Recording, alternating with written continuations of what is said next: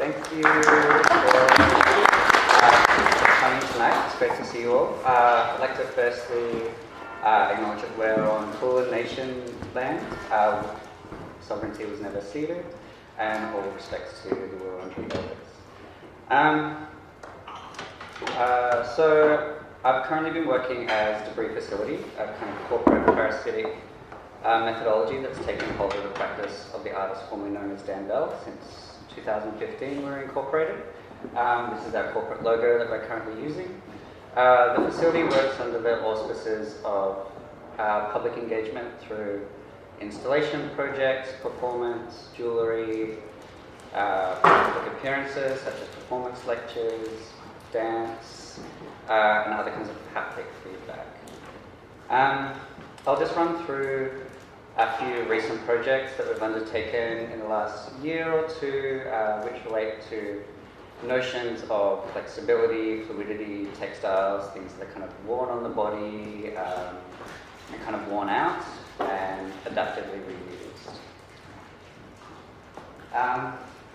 Here in kind of synchronicity is a Shibori work from a few years ago, which has a very similar technique for what you'll see here soon.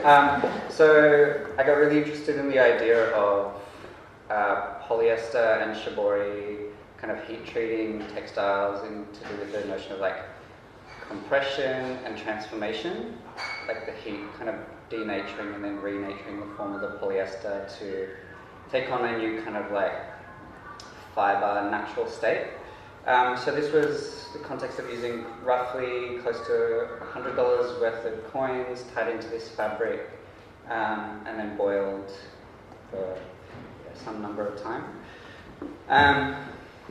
This was an installation at George Payton Gallery. You can see some of the artworks in the background. I'm on a clothes towel heating rack that was found through hard rubbish, and there's other sculptural elements attached down the bottom.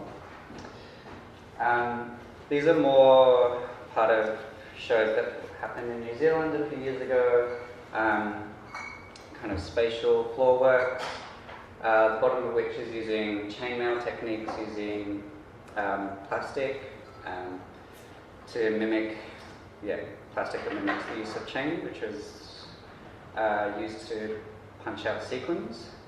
So I was interested in like the fluidity of something that's kind of rigid and how that can kind of be morphed and changed with through context.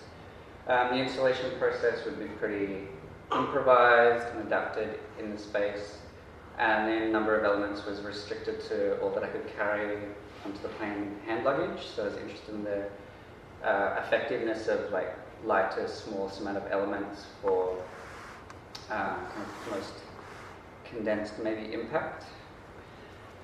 And a lot of these elements would have maybe transmutational qualities in some way. There was lots of use of heat.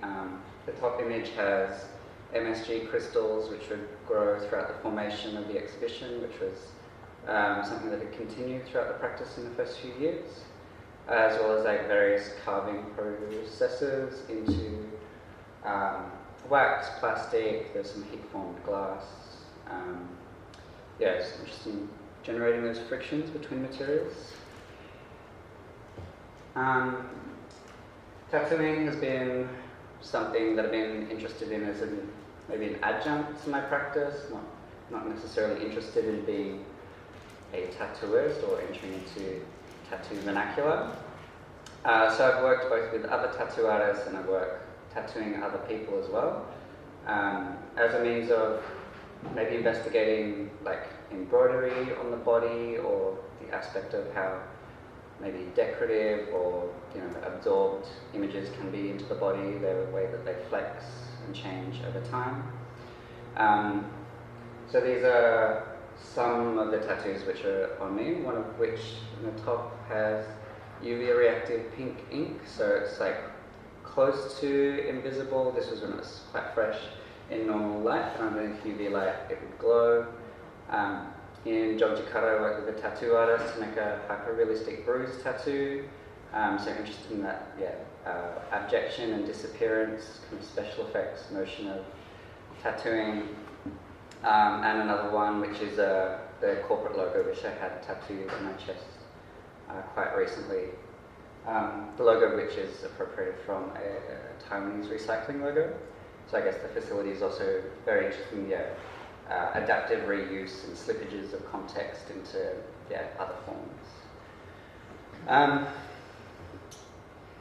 So again, more Shibori textiles and especially polyester have entered as a platform often for holding other works. So this was an installation that was held in Gertrude Contemporary in just as a studio project in collaboration with Clementine Edwards. So these are a series of quite small spots. You can see are earrings that are embedded into the textiles, made of cast poppy seeds to look like shattered safety gloves, I think. And these textiles then went on to be cut and turned into a series of scarves, which are then sold through a Westspace fundraiser, or the reiterative, adaptive use of all the materials kind of has its own kind of lineage. This was a project which was the first on the auspices of the facility at Westspace Gallery in Melbourne CBD. So it was built as a collaboration between Dan Bell and Debris, as the exhibition was first, applied and gained under the auspices of Dan Bell. So I thought this would be an opportunity to work with the material and conceptual lineages of Dan Bell and how to unpack those. So there was a series of plastic kits which had various materials, old artworks, half-finished works, and the process of the exhibition is a form of excavation and exhalation of those kind of histories and identity through going in there and unpacking all of the kits, kind of performing with them in some way outside of gallery hours or outside of public view. A lot of the works in this kind of had textiles basis. There are other Shibori things in there. And this was the first iteration of using like a scaffolding as a form to have a solid frame to be able to move other objects around as kind of like a material and literal kind of framing device, as it were. And you can see that process enacted in this project too, which was recently occurred at Gertrude's offsite glasshouse space, entitled Endolith Morphology. There was a notion of keeping these solid steel frames as a means to contain elements which would be then moved around during the course of the exhibition. There was one performance, designated performance time, where I was in the space and everybody was locked out of the gallery, and for the duration of 2 hours we were performing various kind of haptic feedback actions with the objects, and using the video, which is in the back of the gallery, as some kind of score to work with or against.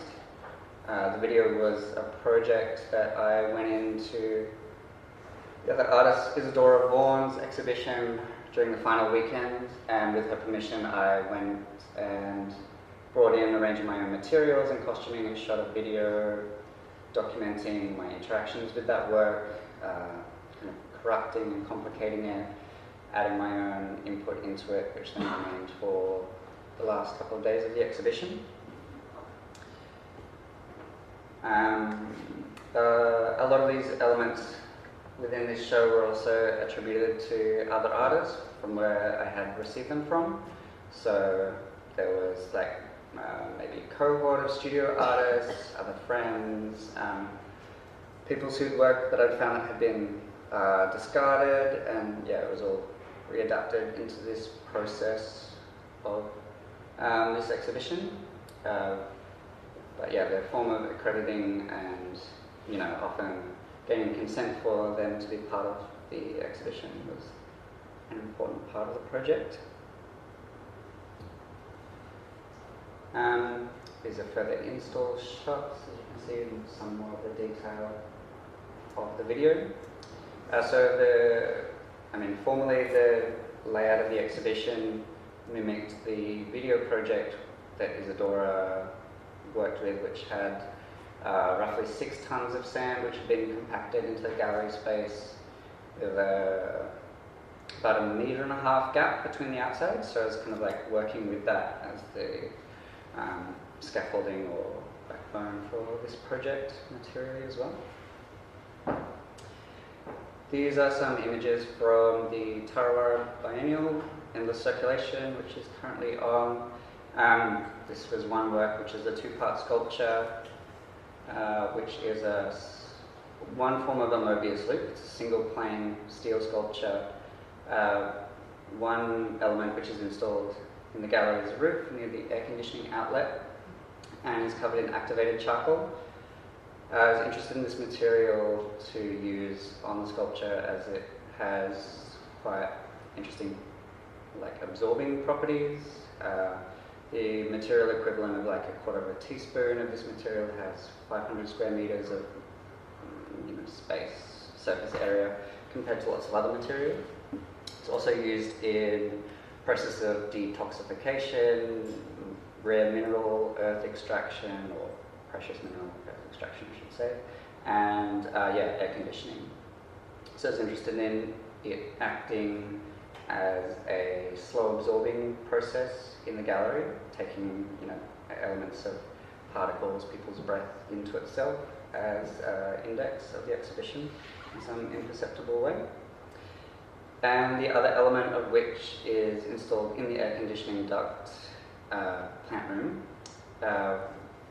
on heat-treated Shibori textiles, which has another vessel filled with activated charcoal, but the surface of this is covered in chameleon automotive paint, so it's hyper-iridescent, changes colour depending on the angle of which you view it from. Another part to this project at Tarawara was activated charcoal in soap. So I worked with a soap maker to produce these soaps, and another jewellery artist to produce these soap dishes. So I was interested in the activated charcoal being worked into, for people to have a haptic experience with the work, for them to be able to, have a texture, a scent with it. And primarily to engage as well as the air conditioning engaging the plumbing system, so the activated charcoal absorbing things as it's being washed down the drains.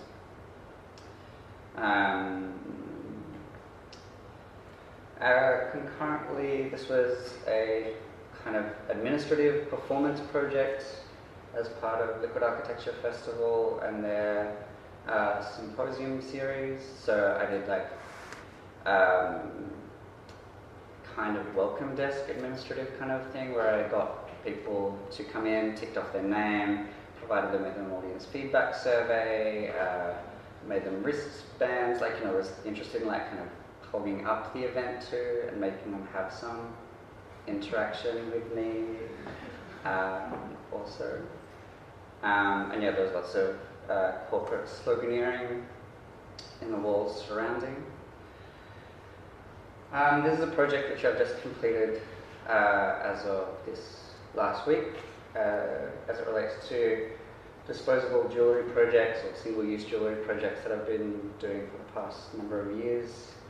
So this was from the recent equinox, and these are a series of bracelets that I've generated with plastic tubing filled with coconut oil and various materials from the studio.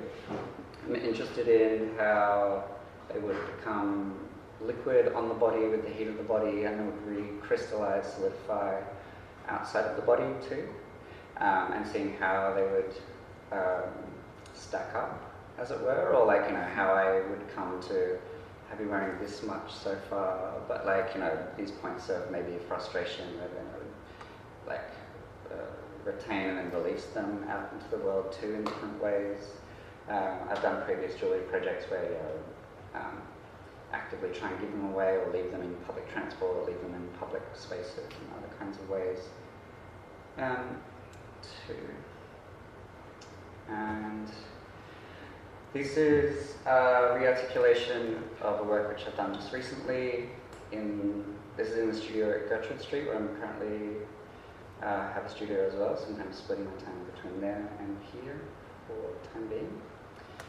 So this was using this bright orange rope, which was polyester, cutting it into the same lengths, turning them into like a chainmail pattern, and linking them together. This scale is kind of hard. This is about maybe 1.5 meters square or so. But yeah, I've just been interested in obviously the transformative qualities of heat, and then kind of the wrapping or packaging of something, and how it can kind of degrade something's usability or morph it. So from changing from something from this, which was initially very like fluid and flexible, into something that's very like rigid and kind of cumbersome and awkward. I've also been working in the studio with heat processing and vacuum forming various kinds of thread within transparent plastic kind of vacuum sealing. So again, I'm working with this moment of fluidity that's then solidified through these processes of I guess like calcification through like heat transformation, and I guess using plastics almost as like a mineral or material in that kind of way. I'm interested in kind of investigating. And that's all of the 15 slides that I have for you. Tried to keep it short, but maybe you have questions, or maybe I've said too much or not enough. I don't know. I've got a question. What are you working on here? Yet to be decided. Really. Okay. Yeah. I mean, I guess like research and development really at the moment. Like seeing where I might possibly integrate elements of these tactics into my practice or not. It's kind of still kind of up in the air. Any other questions?